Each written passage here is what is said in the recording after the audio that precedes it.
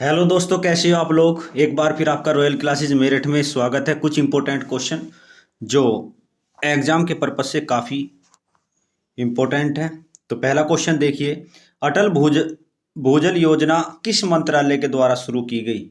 अटल भूजल योजना पूछा गया है कि किस मंत्रालय के द्वारा शुरू की गई है। और वो आपके चार ऑप्शन है: गृह मंत्रालय, स्वास्थ्य कल्याण मंत्रालय, वित्त मंत्रालय, जल शक्ति मंत्रालय। देखिए, अटल भूजल योजना जो है वो शुरू जो की जा रही है, वो इसका उद्देश्य क्या है एक्चुअली में क्या, अगर बात की जाए, जैसे आपका ये गुजरात का क्षेत्र है, फिर इसके बाद में ये महाराष्ट्र का क्षेत्र है, फिर इसके बाद में ये कर्नाटक का क्षेत्र है, और इसके बाद यहाँ पे आ जाता है एमपी, और इसके बाद में आ जाता है यूपी। ठीक है भाई। तो यहाँ पर क्या है, इन क्षेत्रों में पानी की बहुत बड़ी जो किल्लत हो रही है, उस पानी की जो है कमी को पूरा करने के लिए, उस कमी को पूरा करने के लिए अटल भूजल योजना जो है शुरू की जा रही है केंद्र सरकार के द्वारा। और वो कौन सा मंत्रालय है, वो है आपका जल शक्ति मंत्रालय। ये एक मंत्रालय, नया मंत्रालय बना है, ये मोदी सरकार के समय में बनाया गया है, जल शक्ति मंत्रालय। ठीक है ना। तो काफी इंपॉर्टेंट एग्जाम के पर्पज से काफी इंपॉर्टेंट क्वेश्चन है ये। चलिए भाई, नेक्स्ट क्वेश्चन देखिए, अर्थशास्त्र में नोबेल पुरस्कार प्राप्त करने वाले एकमात्र भारतीय कौन थे। ये आपको बताना है। अर्थशास्त्र में जो मतलब एकमात्र पूछ रहा है आपसे, अर्थशास्त्र में जिसने पहली बार यानी कि एक ही कोई मिला है अभी, वो आपको बताना। रविंद्रनाथ टैगोर। अगर रविंद्रनाथ टैगोर की बात करते हैं तो इन्हें मिला है साहित्य में। ठीक है। कैलाश सत्यार्थी प्रकाश को मिला है शांति के लिए, सीवी रमन को मिला है विज्ञान में। ठीक है ना। तो यहाँ पे साहित्य में मिला भाई, इनको इनको मिला है साहित्य में, इनको मिला है आपका शांति में, और इनको मिला है आपका यानी कि विज्ञान विज्ञान में मिला है इनको, और इनको मिला है आपका अर्थशास्त्र में। ठीक है ना। तो ये आपका क्वेश्चन हो जाता है आपका फोर्थ वाला राइट। ठीक है भाई। नेक्स्ट क्वेश्चन चलते हैं। नेक्स्ट क्वेश्चन पे देखिए क्या कहता है। दादा साहेब फाल्के पुरस्कार के प्रथम विजेता कौन थे। मेरी बात समझ रहे हो। प्रथम विजेता कौन थे। लता मंगेशकर। जो प्रथम पुरस्कार जो उनको मिला था वो कौन थे। देविका रानी, रेखा, नौशाद अली। देखिए, दादा साहेब फाल्के पुरस्कार किस में दिया जाता है, फिल्म उद्योग में दिया जाता है। कहने का मतलब क्या, फिल्म उद्योग यानी कि सिनेमा। ठीक है ना। सिनेमा। और वो मिला किसको मिला था, अगर आपसे बात करें तो सबसे पहले वो किसको दिया गया था, वो दिया गया था आपका देविका रानी को। तो तीसरे वाला ऑप्शन आपका इसमें राइट हो जाता है। नेक्स्ट क्वेश्चन पे चलते हैं। भारत में महिला पायलट बनने की शुरुआत कब हुई थी। ठीक है ना। तो आपको बताना है भारत में महिला, तो वो 1940, 1936 या 1951 या 1960, चार ऑप्शन आपके पास में। शुरुआत हुई थी आपकी 1936 में। ठीक है ना। 1936 में स्टार्ट हो गई थी। ठीक है भाई। तो ये दूसरे वाला ऑप्शन आपका इसमें राइट हो जाता है। स्वतंत्र भारत के प्रथम वित्त मंत्री कौन थे। स्वतंत्र भारत के प्रथम वित्त मंत्री पूछा गया है।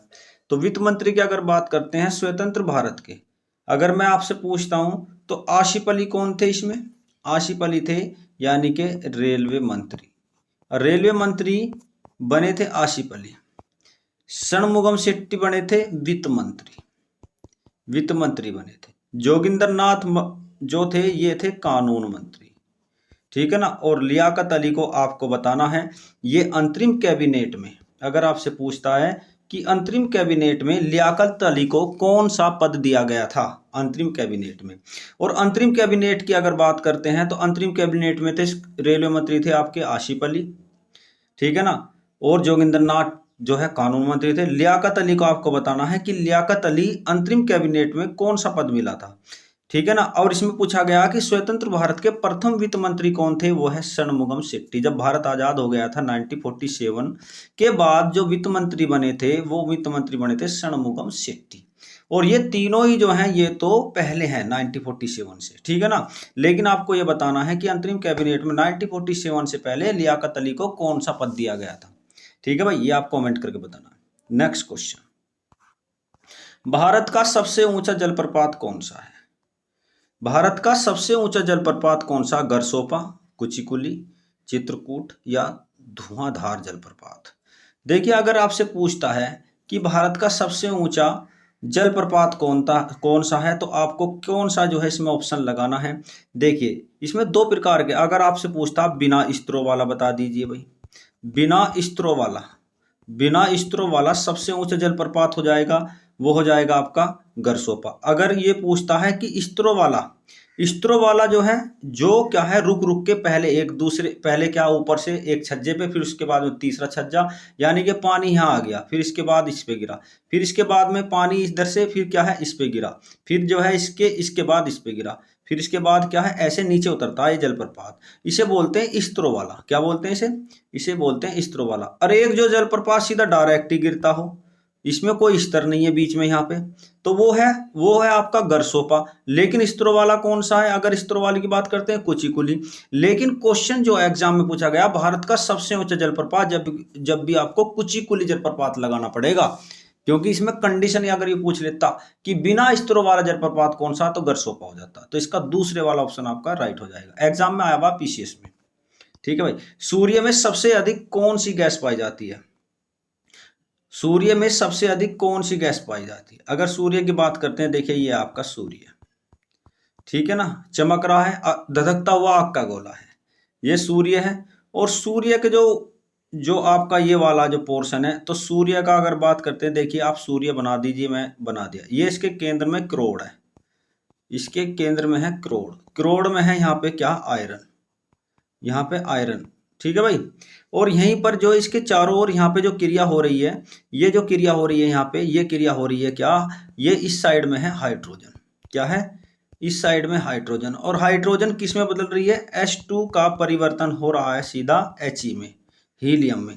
और जब तक H2 हीलियम में परिवर्तित होती रहेगी, जब तक क्या सूर्य प्रकाश देता रहेगा। सबसे अधिक जो मात्रा पाई जाती है, वो पाई जाती है आपकी हाइड्रोजन की। तो हाइड्रोजन की मात्रा सबसे अधिक है। और हाइड्रोजन किस में बदल रही है? हीलियम बदल रही है, जिसके कारण क्या? प्रकाश हमारे जो पृथ्वी पर आ रहा है। जब ये प्रकाश देना बंद कर देगा, तो ब्लैक होल की स्थिति में आ जाएगा। ठीक है भाई। तो दूसरे वाला ऑप्शन आपका इसमें राइट हो जाएगा, हाइड्रोजन। ठीक है भाई। तो हाइड्रोजन को आप जरूर जो है याद करके रखना। नेक्स्ट, पृथ्वी पर दिन और रात किस गति के कारण होते हैं? बताओ भाई, पृथ्वी पर दिन और रात किस गति के कारण होते हैं? पृथ्वी पर दिन और रात, पृथ्वी की गति होती है दो। एक होती है आपकी क्या? दैनिक गति, और एक होती है आपकी वार्षिक गति।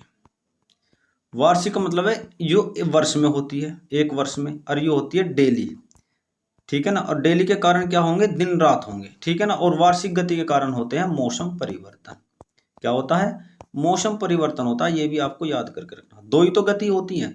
तो ये पूछा है दिन रात, वो हो जाएगा दूसरे वाला ऑप्शन, राइट हो जाएगा। ठीक है भाई, दूसरे वाला। अच्छा, ये एक क्वेश्चन है ये आपके सामने, किस गवर्नर के समय में भारत में टेलीग्राफ सेवा की शुरुआत की गई थी? ये बता, लॉर्ड कैनिंग के समय में, लॉर्ड डलहौजी के समय, लॉर्ड लिटन के, या लॉर्ड रिपन के समय में? तो आपका सही करेक्ट आंसर जो है आपका लॉर्ड डलहौजी के समय में की गई थी। लेकिन लॉर्ड डलहौजी का समय था 1848 से और 1856 के बीच माना जाता है। और इसे जो है अगर बात करते हैं, इसे भारत में रेलवे का जनक भी कहा जाता है। तो ये कुछ इंपॉर्टेंट क्वेश्चन थे, जो अगर आपको समझ में आए तो आप इसे लाइक करना, शेयर करना और सब्सक्राइब जरूर कर देना। Okay, bye bye.